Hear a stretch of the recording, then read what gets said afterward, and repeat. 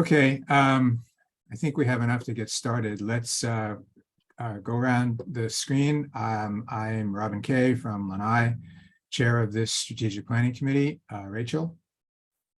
Rachel Sprague from Lanai. Oh, And I'm here. by myself, just as Rachel is, yes. Yes, I am here by myself. Okay. Ron? Ron Terry and Hilo solo in the room. Roy? Roy Abbey from Oahu. I'm here by myself. Steph? Hello, everyone. Steph Dunbar-Co.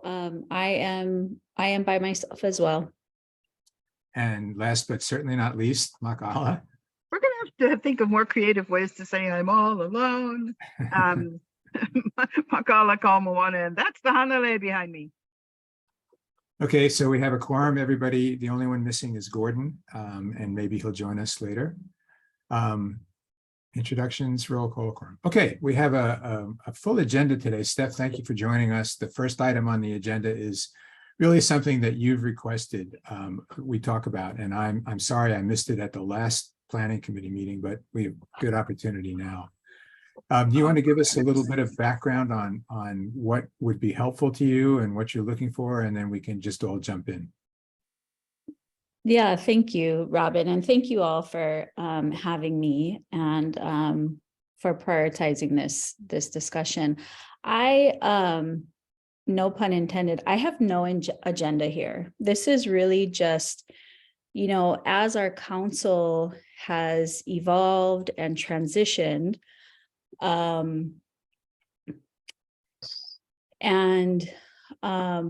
you know, moving from, I think, what we all felt as a fairly large leadership vacuum and unknown, the annual report has had to shift too.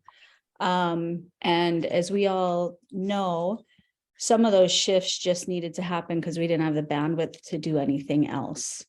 And as I'm looking at, you know, having been on the annual report for the last 6 years, I've got 2 more years here. You know, what can I help elevate a discussion about what the annual report could and should look like moving forward? What's sustainable for our volunteer board?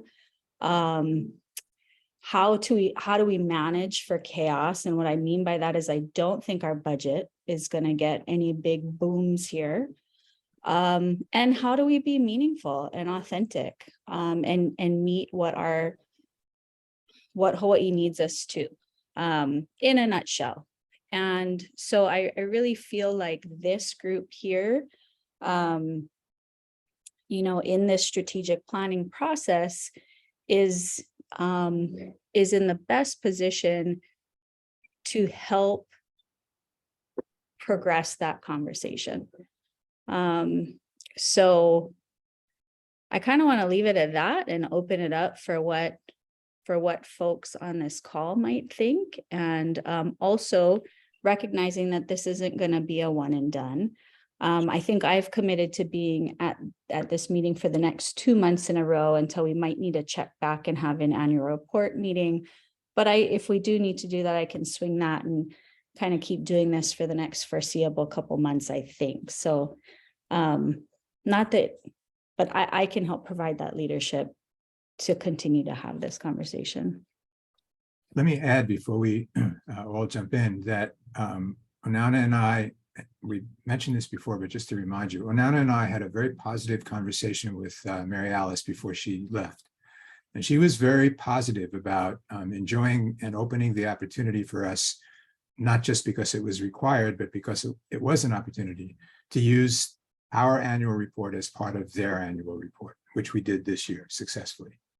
And so we've made it, we've eliminated some of the challenges that we've faced in the past, which half full, half empty, we now have an opportunity, especially I'm assuming with Scott in Mary Alice's place, to have, you know, an even more welcoming opportunity.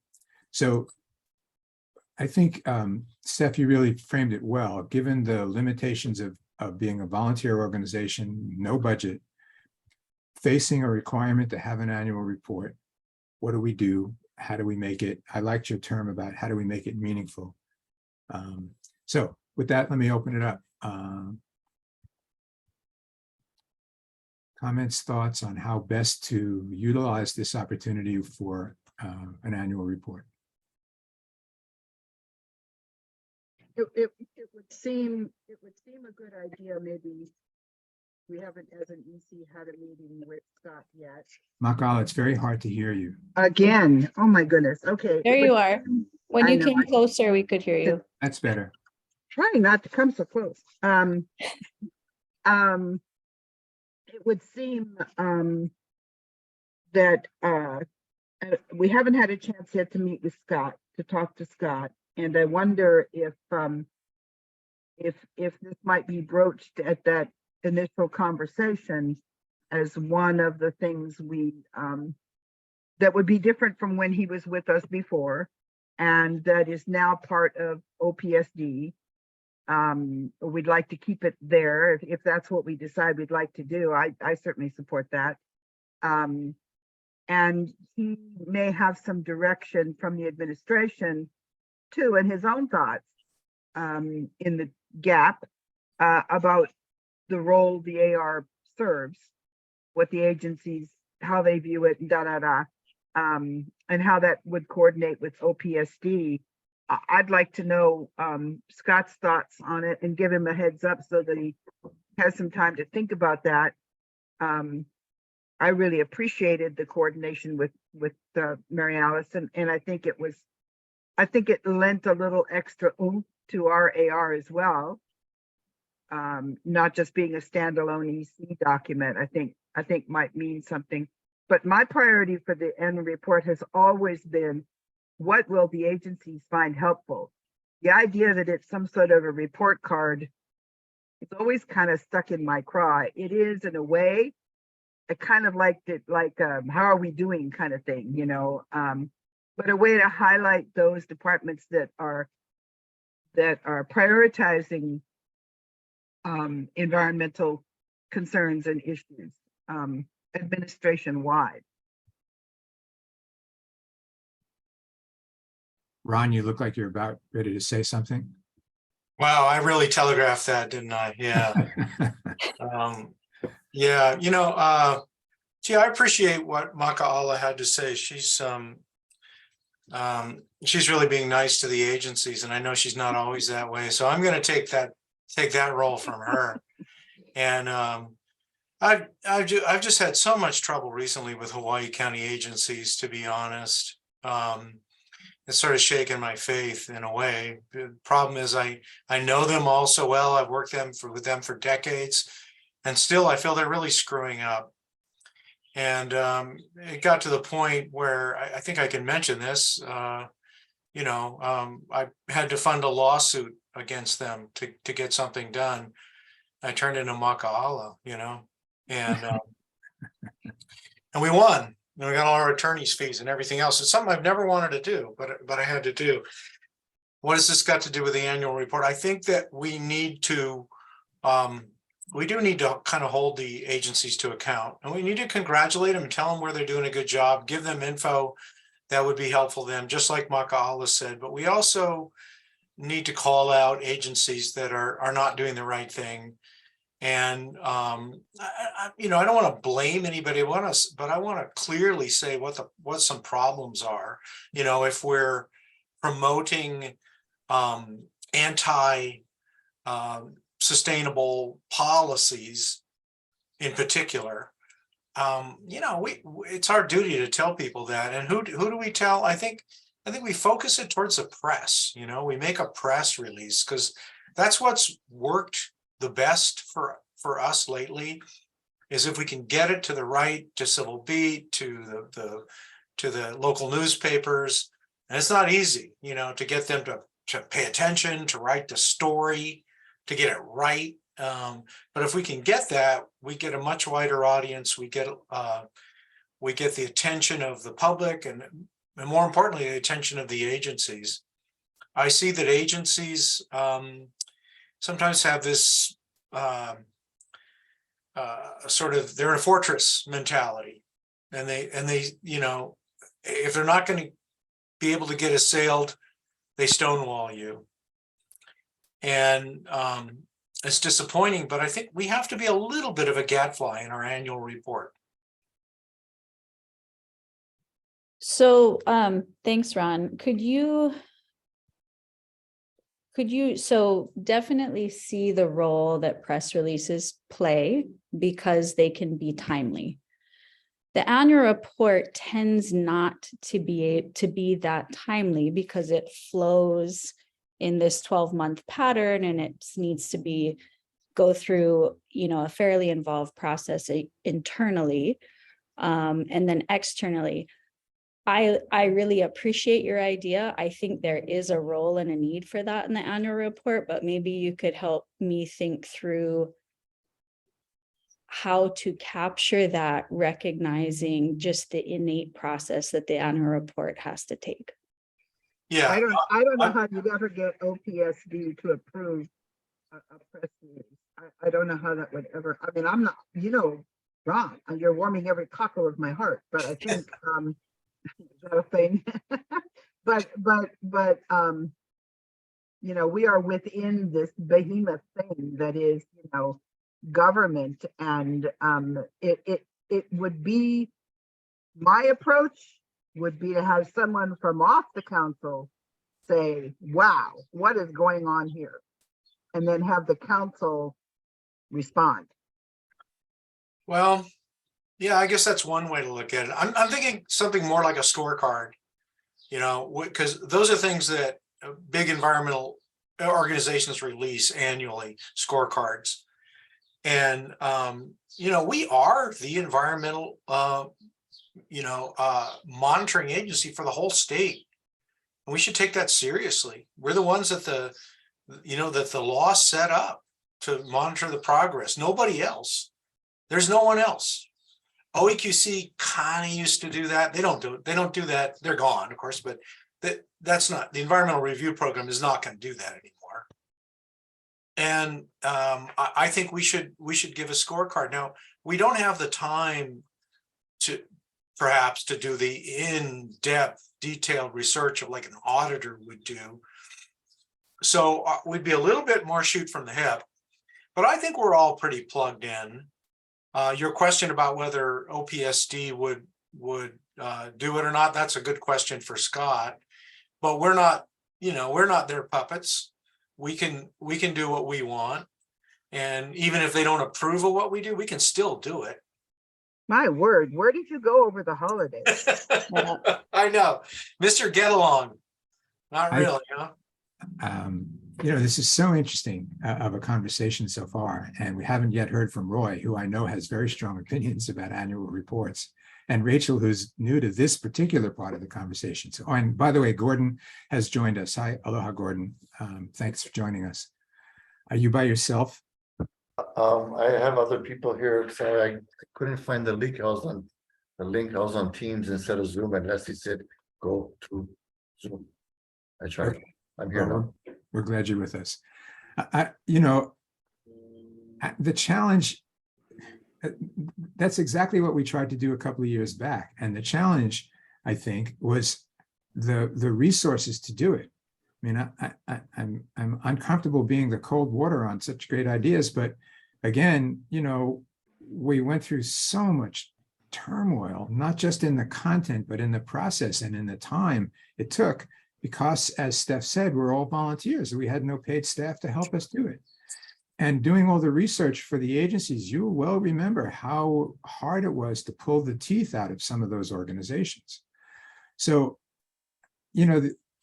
what I'm wondering is if we could, with OPSD, find some resources to have some people on the outside help us do this, kind of a consultant to do some of the research or to do some of the writing, then I think it becomes much more palatable. But I just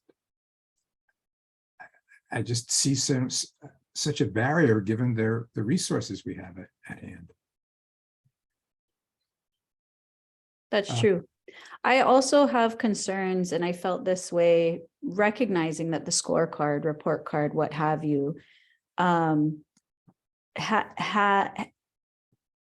it's not what the annual report does, but it's always been a theme of it, a desired theme. And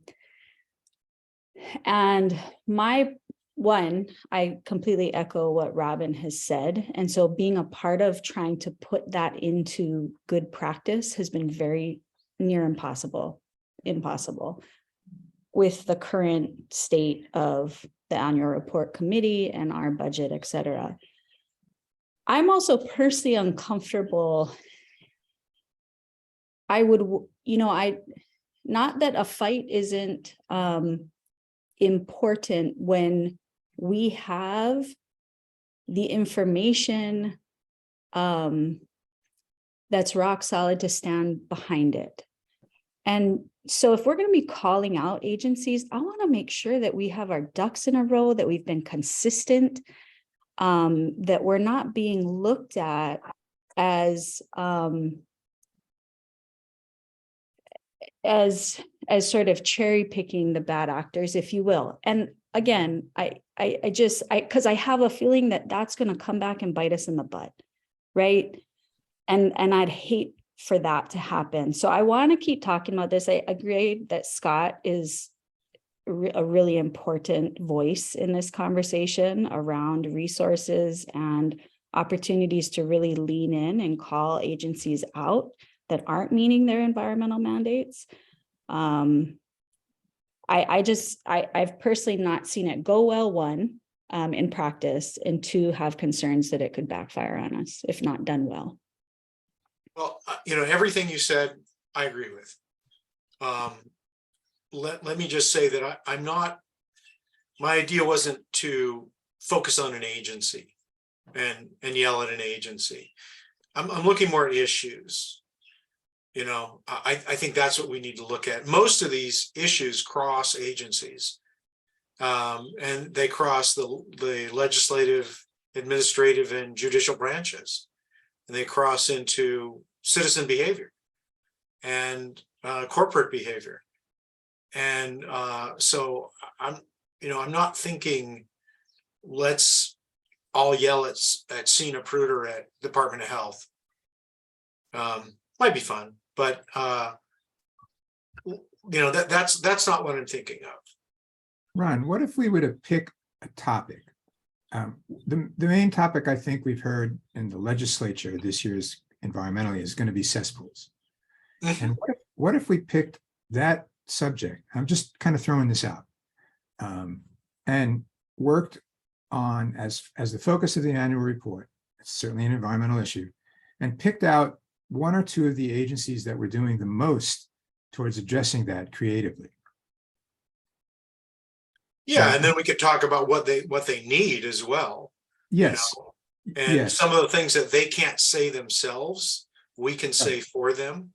Now that doesn't get to the who's not doing their job, because I share Steph's concern about us not having everything set up to do that fairly and to make sure it doesn't backfire. But if we just took those that are doing good work on the environment around the issue of cesspools or some other issue, but just I'm thinking, given our limited resources, if we pick one area, one topic, maybe it's forest stewardship, but if we picked one area for that part of the annual report. That's a great idea. That would give us, I think, more resources to deal with it. And yeah, I don't want to be seen as dilettantes who focus on some issue with very limited knowledge of it. That the Environmental Council has done that before in the past, and it hasn't gone well. They lost the respect of people. And I don't want to do that, but there's some things that are like, honestly, the emperor's new clothes out there. I wonder if, and Roy, I'm going to give you a shot in a second.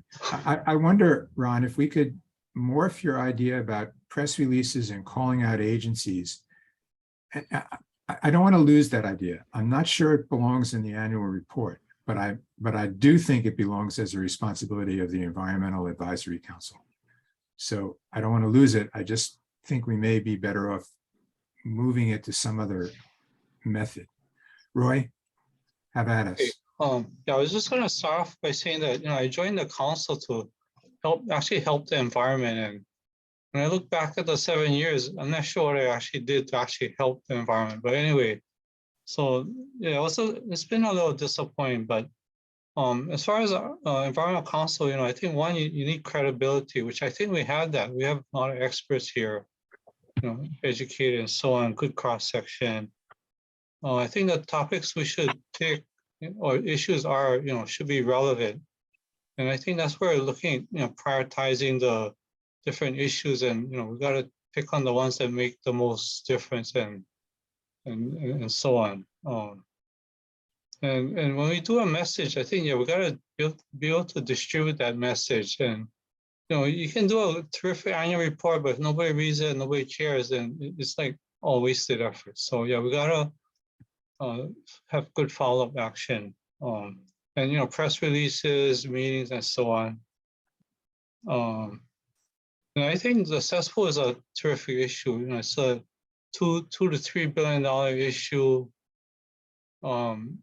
I've studied it extensively, and I know it's not as bad a problem as people make out to be. And when I talked to the city environmental director, he said, yeah, sewage just has a yuck factor. So everybody picks on sewage, but yeah, you got to look at the whole, the entire, all the issues. And, one of the big issues is just runoff from all the sediments from the watersheds and protecting the watersheds. And we're thinking of spending $2 to $3 billion on cesspools, and, MOU and the DLNR needs 20 million, 30 million to fence in and protect all the native forests, and which will do a whole lot of good. So anyway, yeah. So I think we're heading in the right direction. I like what everybody has said so far. Yeah. Rachel, you want to jump in here?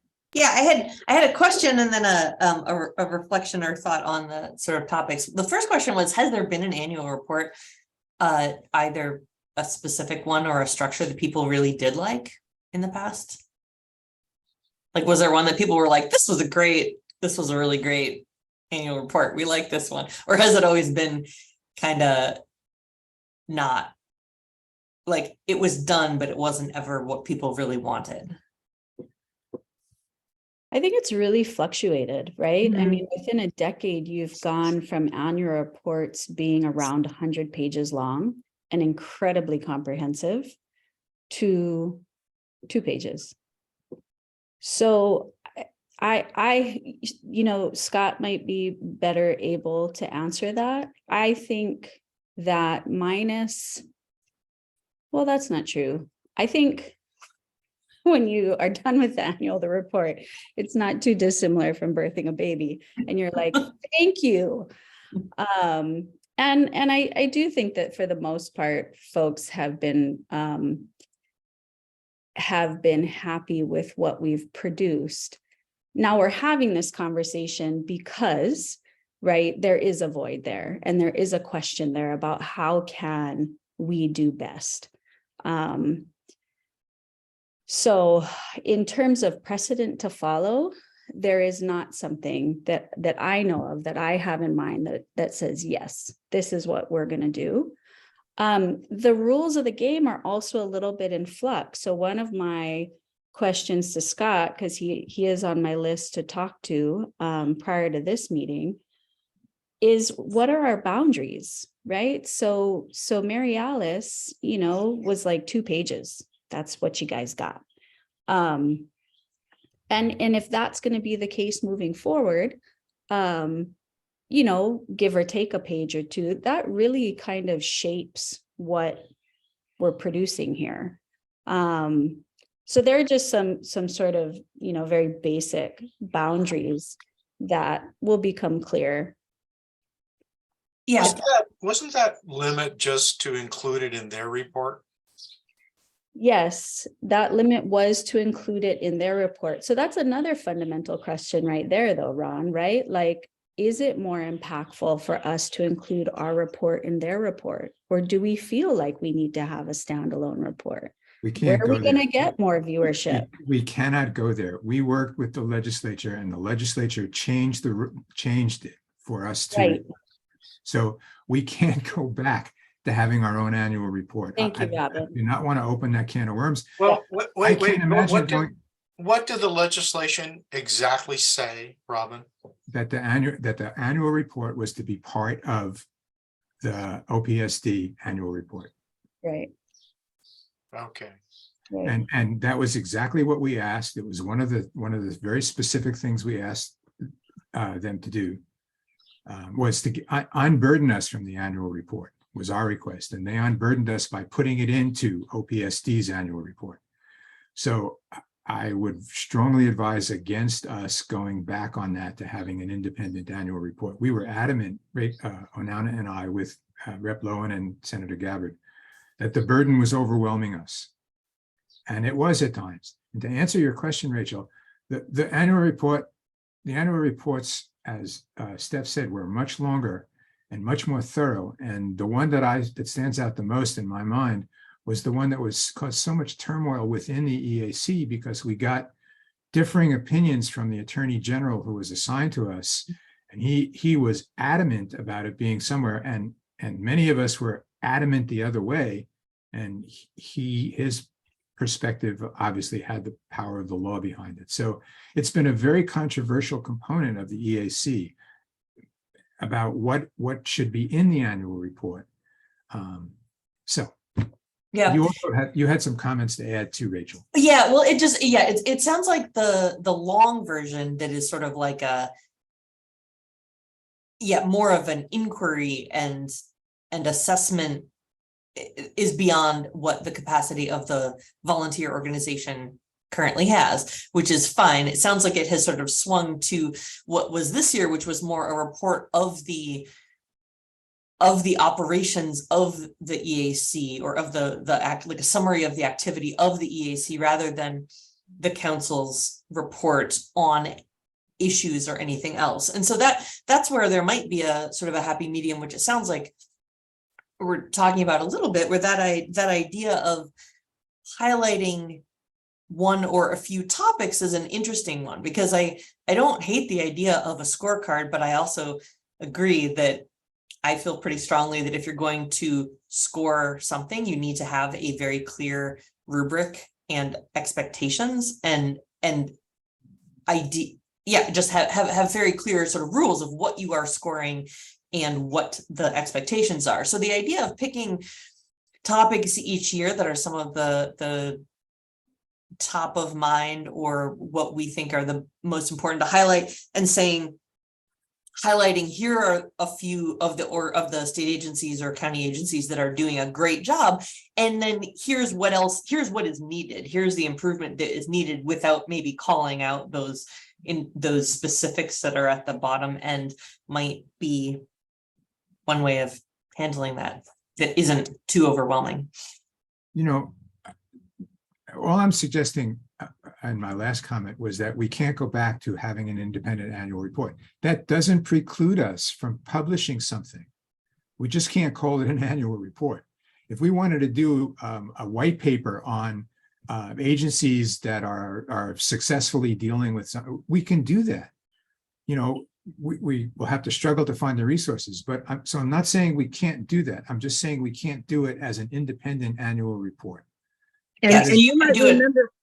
remember, Robin, on Marine and Coastal Zone Advocacy Council, we talked about doing hotspots. Right. About just doing some sort of a map of hotspots. It could be a different kind of a map. That was a single thing that was, we all got fired for it, by the way, so maybe I shouldn't bring it up again. But I still really like the idea of, these issues, and maybe not going to department, maybe going to the issue. We see these issues as needing, to be highlighted, to be addressed, and then saying these departments have that. I don't know. We could go at it that way. Instead of aiming it at a department, we could go at it as an issue, and then list who's supposed to be handling that. There's a variety of ways to do this, but I really, I don't know, maybe I'm getting old. More honey than vinegar. I don't know. Just like, which ones of the departments are doing really well? Wow, you guys, you did, you know, you're amazing with your exemptions and da da da da da, and you're on it with this, and well, I don't know where the rest of your buddies are, you know. Hey, Les, what time do we have to close this meeting? 11, I believe. Okay, we have two other issues yet to deal with. So let's spend just a couple of more minutes on this. And let me ask you, Steph, has this conversation been helpful to you so far? It has, yeah, it absolutely has. And I think that, you know, we're all saying very similar things, which I, at a high level, find reassuring. We're not going in super opposite directions as to what we want to see. So, you know, I think the opportunity for refinement in upcoming meetings is completely within our reach. And I also think that the I&O committee has an important role to play within the annual report in terms of us, you know, for the sake of an example, leaning in on a issue, let's say cesspools, identifying that early in the calendar year, providing I&O the opportunity to create a forum on it, to increase our knowledge and outreach on the topic, and then have the opportunity to include that in our findings, follow-up recommendations in an annual report makes a lot of sense to me. Yeah, I like that. That's working together within us a little bit. And I, you know, yeah, cesspools and me and Hanalei are a thing, but you know, I will tell you, there's a whole lot of money coming at it. It's not going to be unfunded. There is, and it's timely. I agree with Robin. And I would, you know, we don't need to make that decision now, but I would support choosing that as an issue for this year. I also kind of like that game plan of figuring that out in roughly January, communicating that with I&O, and then again, allowing this process of this learning and outreach process to move forward over the course of 6 months until we kind of got to be getting down to brass tacks and writing the annual report. It also, if I recall, when we did an issues-based report in the past, and one of those was when, you know, we had such issues with our AG. And if I recall, one of our criticisms was that we were shooting from the hip, right? That these are just issues that are important to some of us personally on the environmental council, and that we really weren't doing this in unity as a council. And so that would, you know, of course, working with I&O and, you know, rolling out the issue in our learning and outreach, we set ourselves up for that not being a criticism, in my opinion. It's also a way to bring the community into the discussion a little bit, because it's a very place-based issue, and that's been one of Roy's points. And so, you know, in certain places in Hawaii, it's, you know, hot. In certain places, it's not so hot. And in certain places, it's complex. In certain places, it's not quite so complicated. So, you know, it's a way to bring the community into that discussion and into the work of the council. Well, just in the interest of time, let's continue this conversation at the next meeting. And hopefully by then we will have had, somebody will have had a conversation with Scott, so we may have at least the boundaries issue addressed and the whole concept.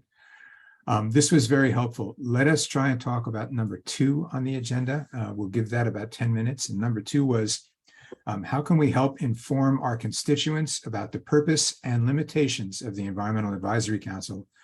And how do we use the elevator speech? So I think the point of this was, as the surveys that we did showed, the expectations of the Environmental Advisory Council were all over the place. And some people, you know, thought that we reviewed EAs and EISs, and other people thought we should if we didn't. And there was very little accuracy in the knowledge and perceptions of what we really were responsible for. And so this. Excuse me, Robin. Yes, It's number 3 on the agenda. Number 1, we just discussed number 2, and it's actually number 3. Just want to correct you when you do the minutes. Yeah. yeah, okay, you're right. Thank you, Les.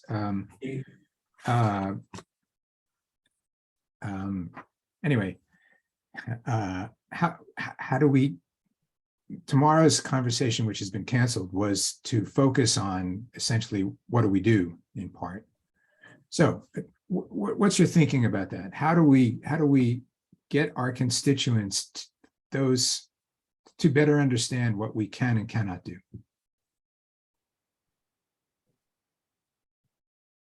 I mean, the lowest hanging fruit is to have the information like written and findable online, that can then be shared. That doesn't distribute information. I know there is a very large gap between making something available and people actually getting it. But if someone Googles the Environmental Advisory Council and currently doesn't have much information to be found, that's at least a very baseline. Yeah, and there's a committee working on the website, as I understand it, as a result of some legislators' concern that the website was difficult. And just this morning, I went to find the annual report of OPSD so I could refresh myself on what they did and what we did, and I couldn't find it anywhere. I searched our page, I searched OPSD's pages, I did Google and everything. Couldn't find it. So good point. Others, what do you think? How do we? I wonder if that couldn't also be a conversation, Ron, with when you're having these, because you're the one, it seems to me, that is having, except for maybe a couple of lawyers, having direct conversations with these agencies more often, just because of the nature of exemptions.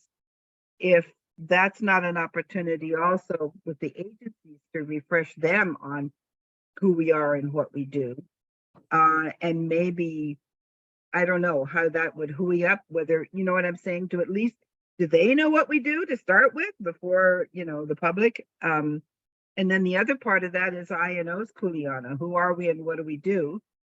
That's, that's absolutely essential. And I think the next time we have a planning officials Congress, that should be part of it again.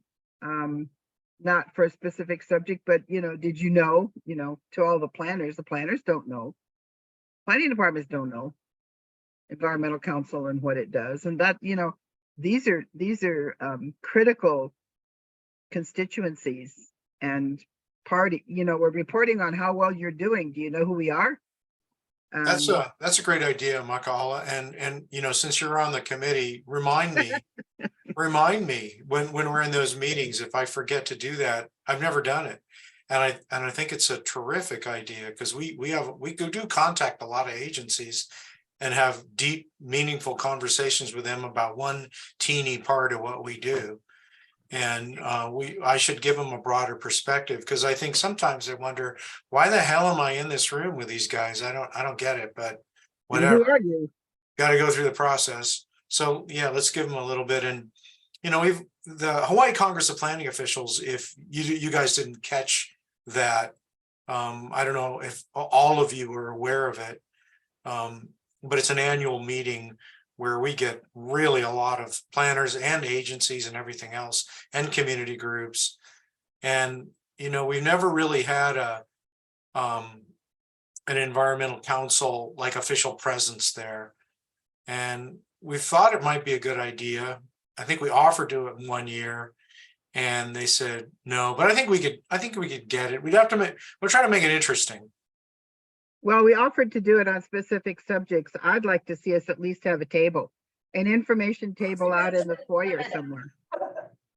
That's a great idea, Makala. You're full of them today. So With the one pager as a Yeah. just a layout, like with a logo or a picture or two on it front. I mean, we Yeah. can turn that. I don't know how hard it would be. I don't have insanely good layout skills, but I can add a couple photos to something and put a header on it and put OPSD at the bottom and like make it not look terrible. That would be perfect. That, trust me, this is not a gang that needs rocket science. This is, that they just need to hear the name Environmental Council that exists. This is what we do, and this is what it means to you.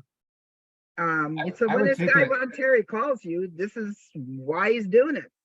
Yeah, I think, I went to one of those when I was on MaxAC, and my wife, who's on the Lanai Planning Commission, has gone to several of them. And she's always come back raving about how useful and Yeah, they're great. energizing they were. They're amazing. And so I would suggest, and Makala, that was really good. Both of your ideas were great. Ron speaking to agencies, and it reminds me then that talking to other consulting planners, if you will, would be a really good audience for us. But also not just to have a table, but to have a presentation at that. Yeah, well, that's what we wanted, right? This last time, what did we ask for, Ron? We asked for something and they said no. It wasn't fun. Was it exemptions? I don't remember. No, it wasn't exemptions. I can't remember. Yeah, what, We why? asked her, yeah, Onana asked for something and they said no. So I think we're missing the mark there. We need to be more generic. Well, maybe Scott helps us get that invitation. Yeah, and he can. And so some of our friendly planning directors, we've got a couple of really friendly planning directors that, we've got one in Kauai. He would help. Yeah. So we're talking about ways in which we get out to our constituents, yet alone the general public, about what we do and what we don't do. And those are two good ideas. And are there others? Anybody else want to add to this? I had a thought about just, the benefit of having Scott in this leadership role. And he, arguably knows us better than any other leader. And I would be happy when I reach out to him to talk about the annual report, to, talk with him about the opportunity to outreach on who we are and what we do and why it's important. And if there might be any one-pagers or whatnot that would be useful to him. But I think he's a real advocate for us, not just in opening doors, but in helping communicate who we are and making sure he knows that we need that. Yeah, that's a good idea. Okay, we have about 10 minutes left, so let's spend a little bit of time on the next issue, number 4, as Les was correct in pointing out. And that is, how do we assist in the recruitment of new members? How do we prioritize? How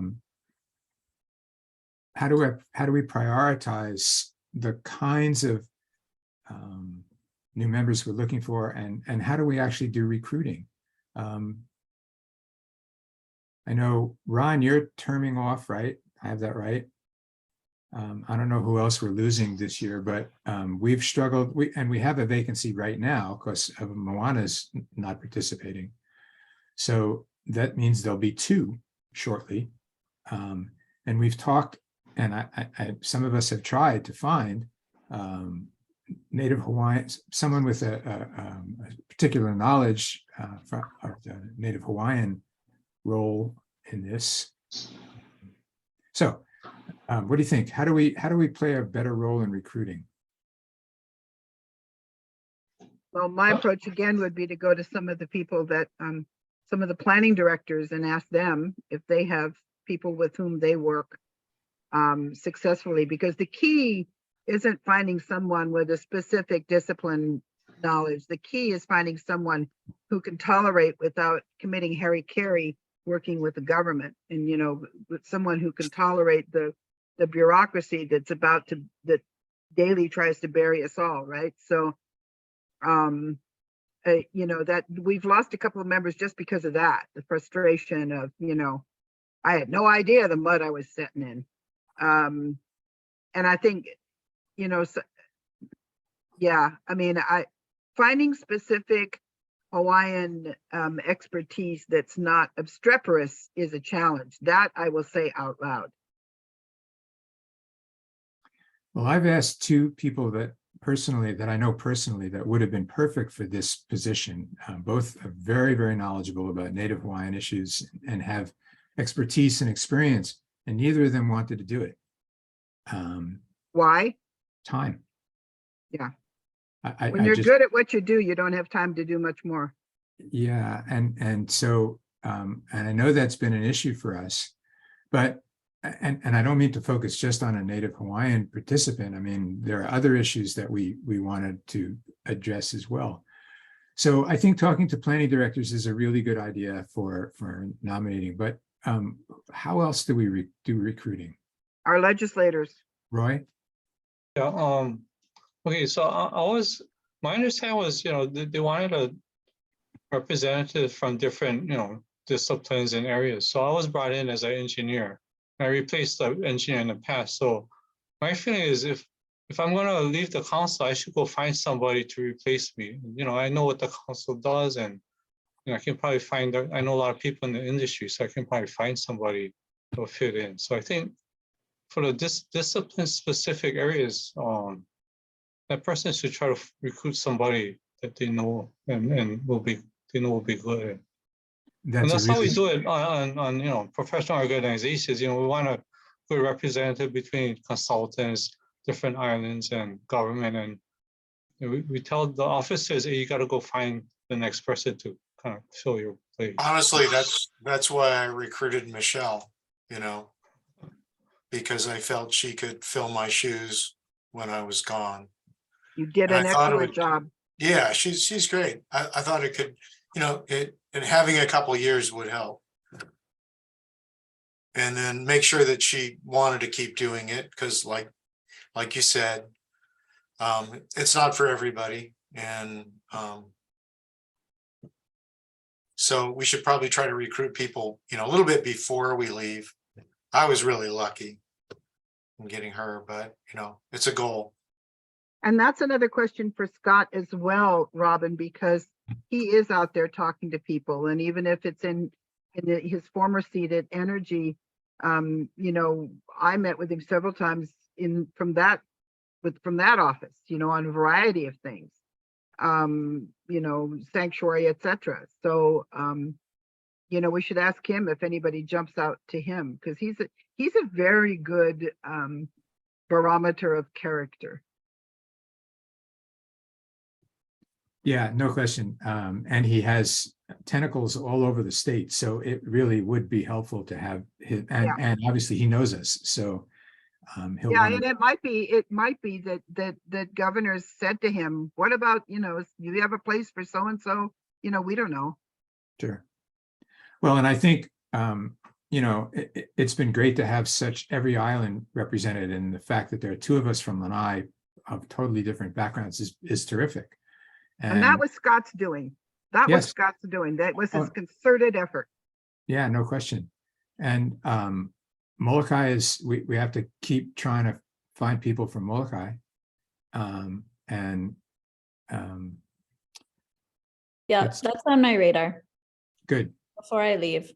Good. I think there might be a couple. We'll see. Great. great. And then the recruitment process, I think the idea of Roy's suggestion is great, because it'll help with the transition information that needs to be provided to the next person. Any other thoughts on recruitment and bringing people in? You guys are full of really good ideas today. This has been very helpful. I'm going to struggle to capture all of this and present it back to the council this afternoon. Any other comments on any of the agenda items that we've talked about? Then we have a couple of minutes. So anybody want to go back or add anything overall? Just thought it was a really good agenda. I was thinking of that this morning. Well, thank you. It was kind of funny because I had made it much simpler in writing, and our Attorney General let's say I struggled a little bit in accepting all the changes, but I went along to get along. Okay, You know, Robin, the other thing we should think about, and maybe we do this via Scott as well, is Steph, maybe when you're talking to him, once the BLNR chair is confirmed, that should be someone that meets with the council early on. And in all these conversations, the agency outreach, the recruitment, all of that, that BLNR chair needs to play, in my view, a more active role. You know, we don't yet have one confirmed, and so, you know, we have to wait, but we should be thinking about how would we engage that person and keep them engaged? Because in my experience with somebody new coming on board, you get them early and you keep at them. Otherwise, once you slip behind the curtain, they're off on another path. I think that's a good point, and I think if we can't get the chair, the deputy would be a friend. I agree. But if it is Dawn, some of us know her pretty well. Yeah, She's actually blood related to me. Dun dun dun. So I don't know if that's going to mean anything or not. It hasn't in the past. well, Dawn has also worked extensively in the EIS world. Yes. And I think she knows about us and understands things. She also is really big on getting public input. You know, that's been her world. Yeah. And because I think she would react well to our overtures. I do too. I expect that. okay, folks, that was very good, very healthy and hopefully helpful conversation for you, Steph, and we'll continue it in the next meeting. And I appreciate all of your attendance, and we are. Yeah, I'm go ahead, hearing- Robin. I thought I heard somebody speaking. Okay, No, it's we behind are- Gordon. we are adjourned. Thank you all. Thanks, Les, for setting us up. Thank you, Thanks, guys. everyone. Thanks, Robin. Thanks, All right, guys. guys, see you later. Thank you. See you.